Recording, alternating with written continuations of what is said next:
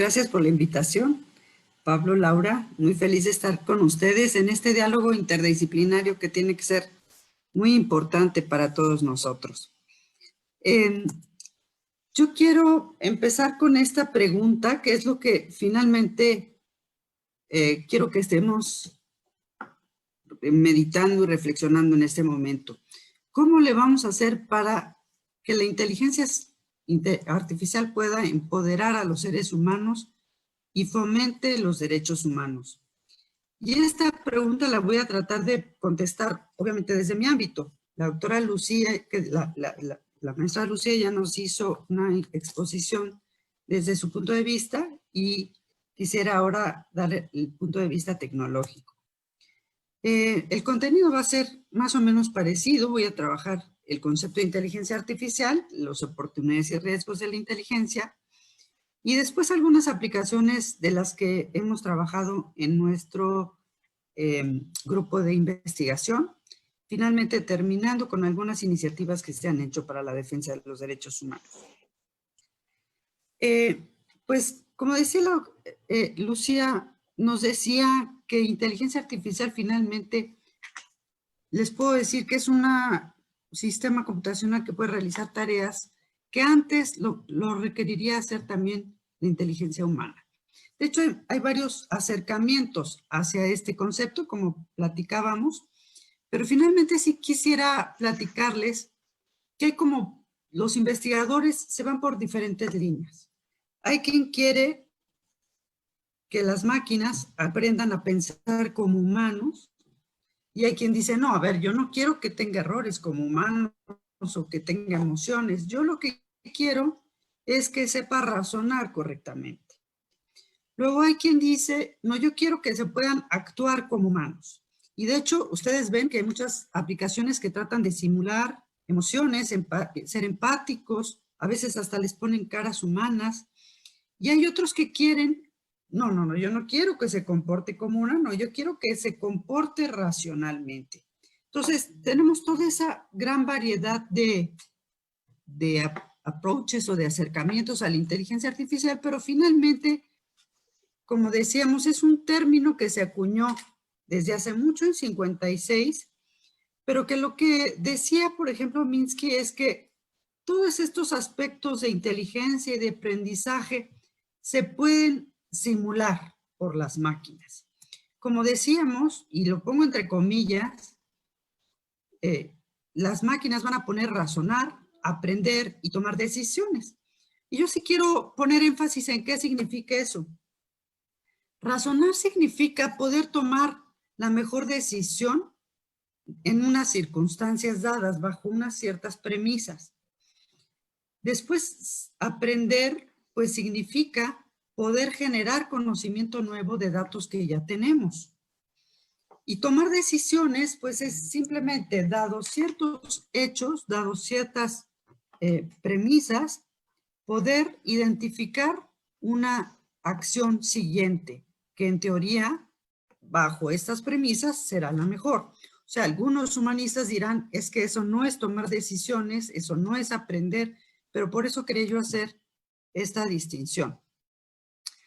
Finalmente vamos a ir teniendo cierta autonomía en las máquinas, en el sentido en que eso es lo que a veces aterra un poco a la gente, que de alguna manera puede decidir y generar nuevos conocimientos que antes los humanos no pusieron en la máquina.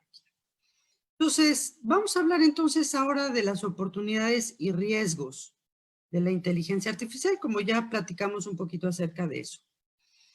Yo quiero empezar por las oportunidades. Hay millones de ámbitos, de sectores, en donde la inteligencia artificial hoy por hoy ya está haciendo una diferencia. Ya está haciendo una diferencia en el sistema de salud, en la transportación y la logística, en el retail, bueno, hasta en las campañas políticas. Hemos visto un montón de iniciativas en las que se mueven en las redes sociales para cambiar la opinión de la gente. En todos los ámbitos, telecomunicaciones, agricultura, podríamos detallar cada una de ellas, ya está haciendo un impacto y es un impacto positivo. Hay que verlo, como decía Lucía, con una visión positiva.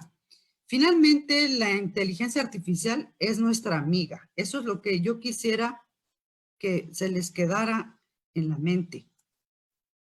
Y finalmente, pues, en muchos de los ámbitos hay ejemplos, pero en la justicia, que es, yo sé que el auditorio es mayormente abogados, pues yo también quise, ya nos han platicado algunas opciones, pero quiero platicarles cómo finalmente hay muchas opciones de hacer justicia o de tratar de promover justicia con la inteligencia artificial.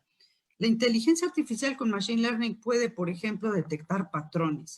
Y estos patrones que a simple vista y con muchísimos datos es muy difícil que un humano los vea, para una máquina puede detectar patrones y predecir crímenes, como se acuerdan de esta película que era muy bonita, que Tom Cruise movía virtualmente ciertas cosas que siempre nos llamó la atención, o puede buscar depredadores en la red, o puede buscar detectar patrones en las tarjetas de crédito y ver quiénes están haciendo transacciones fraudulentas, quién nos está mandando spams o mensajes ofensivos. En fin, hay en todos los sectores podríamos dar ejemplos y finalmente todos aquellos son positivos, ¿no? Todos ellos nos ayudan a empoderar, a mejorar el desempeño del hombre.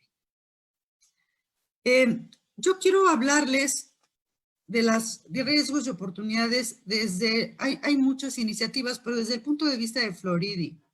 Él escribió este paper que está ahí y me encanta porque resume un poquito todas estos son luces y sombras de la inteligencia artificial y nos habla de que la inteligencia artificial debe ser algo que empodere al ser humano, como les platicaba, que fomente los derechos humanos, que permite decisiones informadas y, como decíamos, todas estas que teníamos, nos debe ser capaz de mejorar la calidad de vida.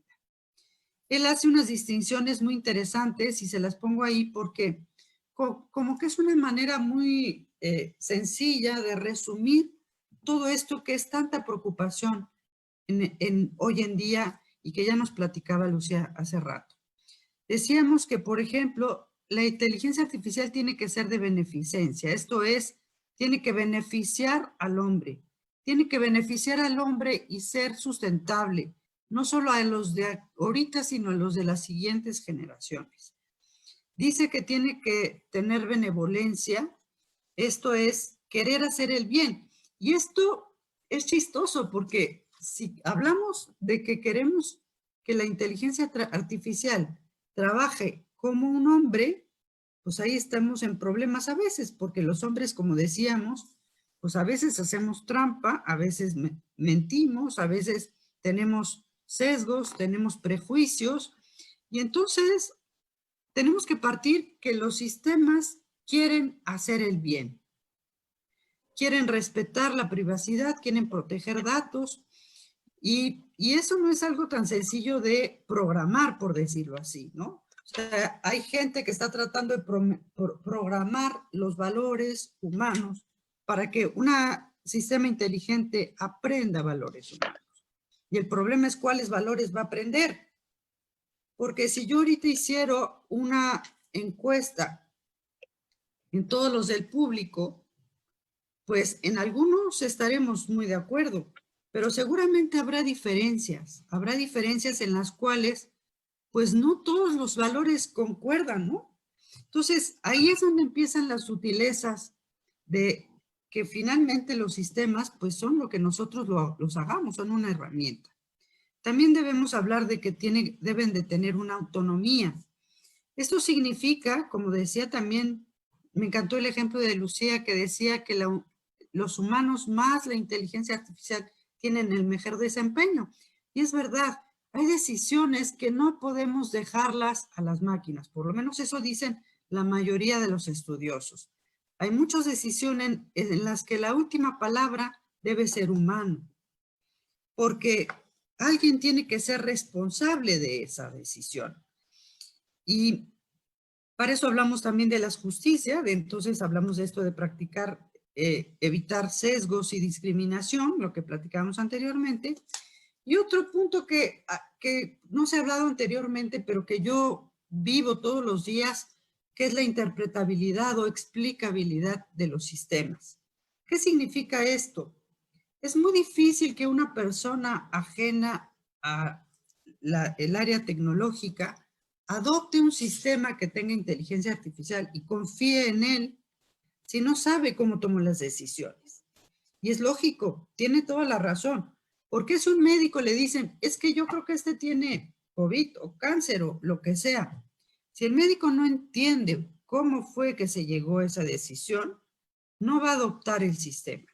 Entonces, es muy importante para nosotros y es un gran reto el hecho de poder hacer transparente y entendible nuestros sistemas de tal manera que la gente pueda tener confianza en él y adoptar.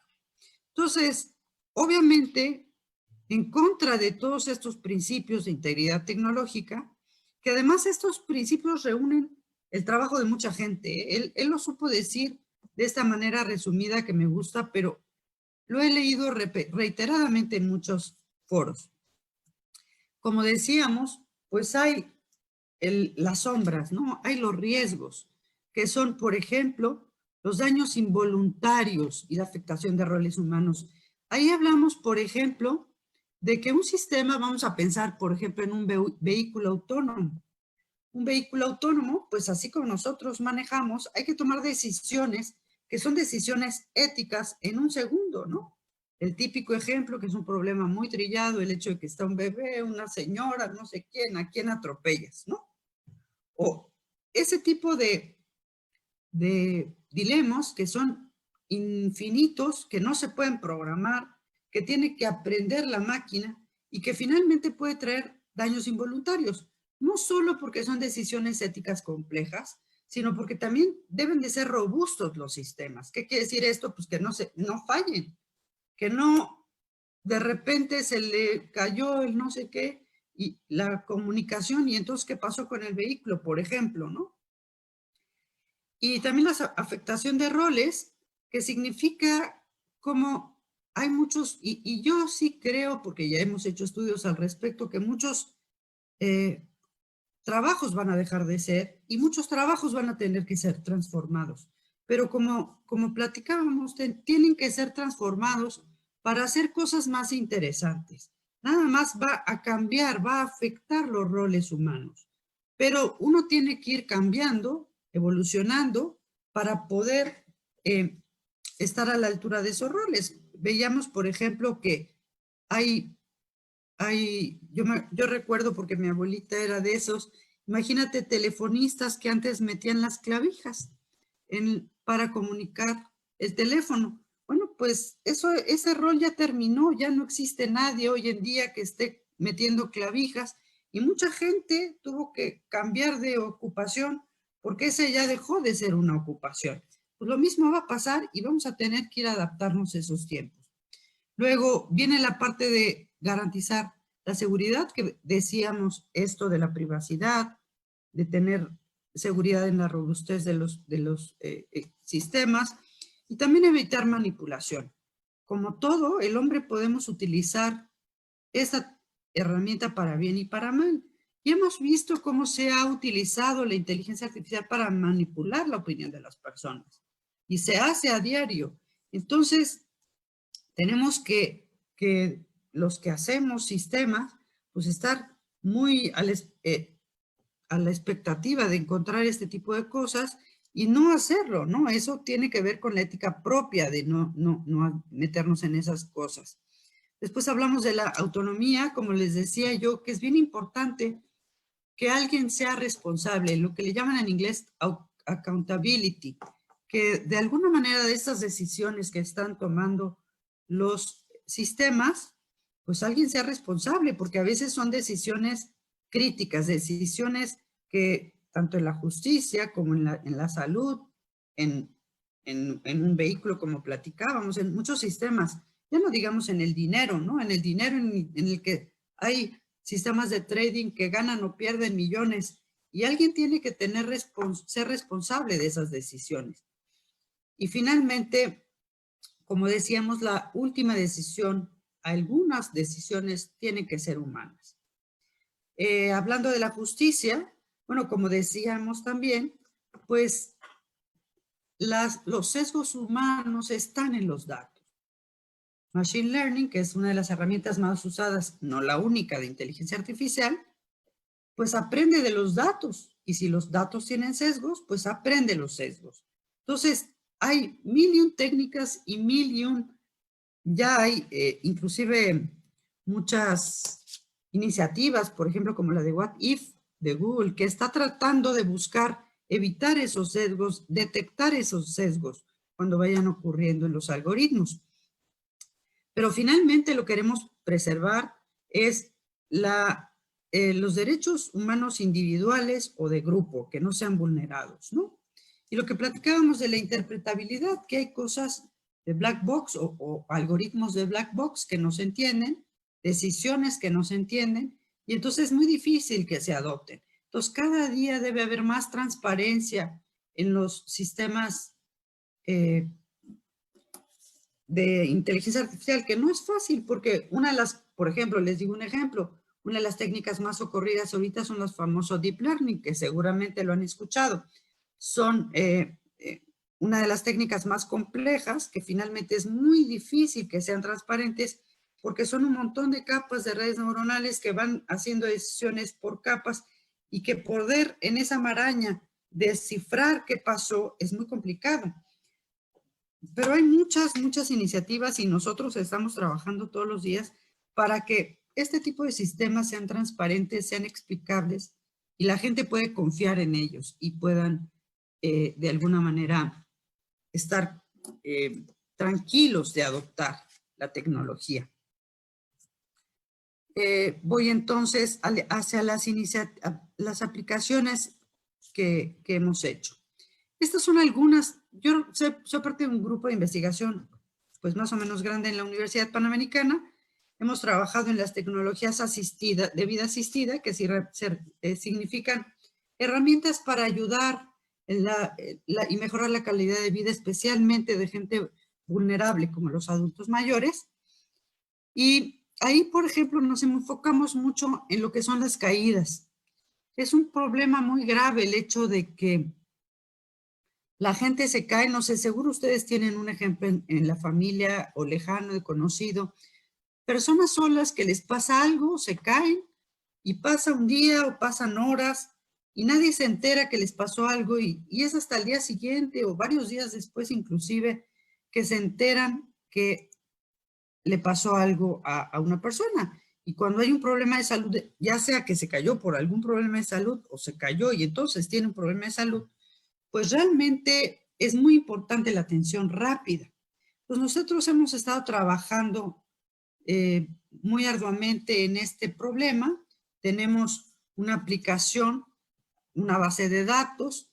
Ahí están uno de nuestros alumnos haciendo las pruebas de caídas, porque no quisimos poner viejitos a caerse, porque si no íbamos a tener problemas.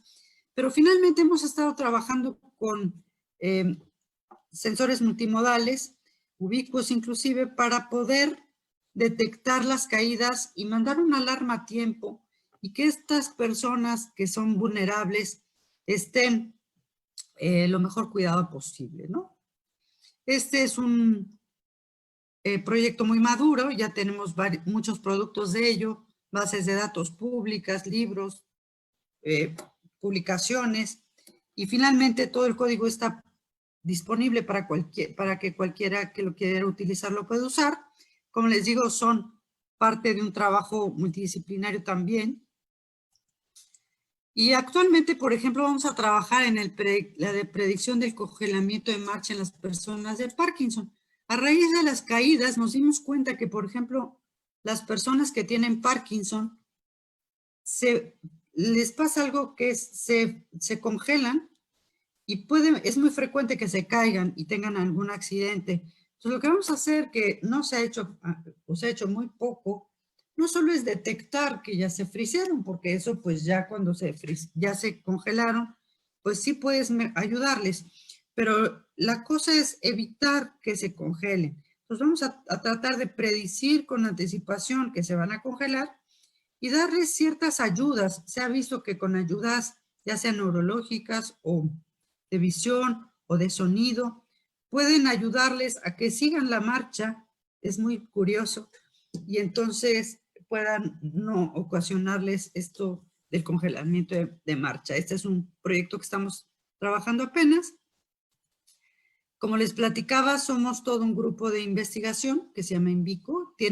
Trabaja sobre todo en mecatrónica, en robótica, en visión computacional, inteligencia artificial. Estos son dos de los ejemplos de nuestros proyectos, pero hemos tenido muchos más en robótica para ayudar a la gente que está en las ruinas y podamos sacarlos. En fin, podría yo platicarles más acerca de ello. Pero por cuestiones de tiempo, quiero terminar en algunas iniciativas para promover la inteligencia artificial.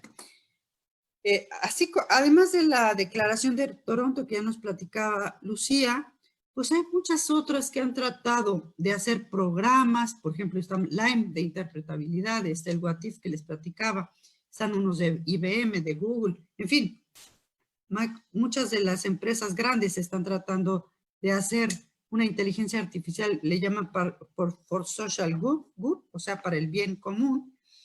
Pero una de las más interesantes que yo creo son estas de la OSD. Todos estos son documentos que pueden buscar en Google, bajar y ven toda una reflexión y todas las recomendaciones que dan ellos para cada uno de ellos, de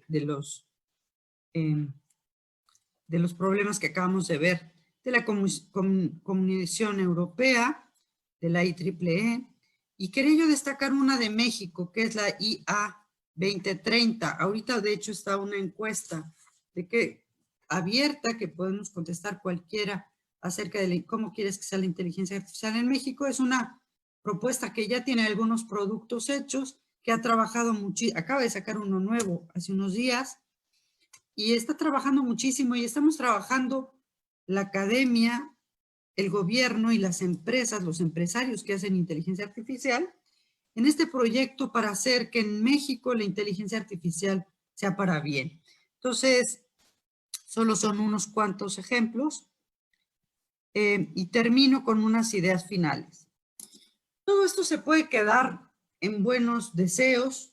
Se ha estudiado en muchos foros, yo he ido a muchos foros de ética en inteligencia artificial, y todos identificamos los mismos sesgos, los mismos problemas, pero el punto es que hay que hacer algo. Ya habemos gente que estamos tratando de hacer cosas, hay proyectos, programas, herramientas para hacerlo, pero finalmente lo importante es desarrollar sistemas inteligentes centrados en el humano, como decíamos, que lo empoderen, que fomenten los derechos humanos.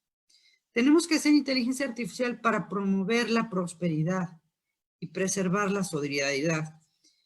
Finalmente, esto implica que nosotros tenemos que querer hacerlo, y ahí está lo difícil, porque acuérdense que la inteligencia artificial es una herramienta que va a dar lo que hace el hombre. Y si nada más prendemos un ratito la tele, las noticias, vemos que no todos los hombres, desgraciadamente, y no en todos los momentos, queremos hacer esto.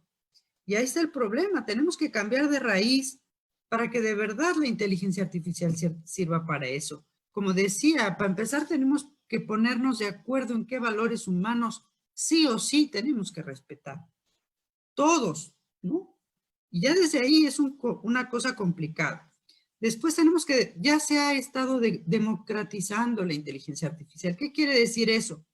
Que ya es accesible para mucha gente que no forzosamente es del área tecnológica. Me da mucho gusto porque mucha gente ya hace inteligencia artificial sin saber programar tanto, porque finalmente ya hay muchas herramientas que permiten hacer con unos cuantos clics algunos cuantos sistemas, aunque sean sencillos, de inteligencia artificial.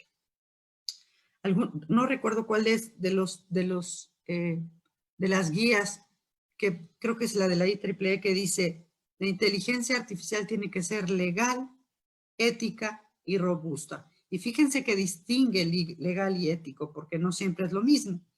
Entonces, los dejo con estas ideas para que podamos continuar en el panel, pero finalmente creo que, como decían, tenemos que involucrarnos todos.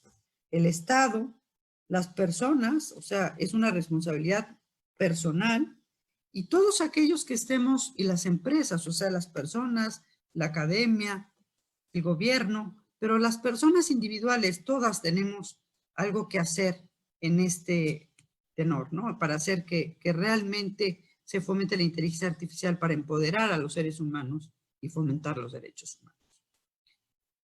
Les dejo, muchas gracias, les dejo aquí mis datos de la Universidad Panamericana por cualquier cosa que quieran cuestionar.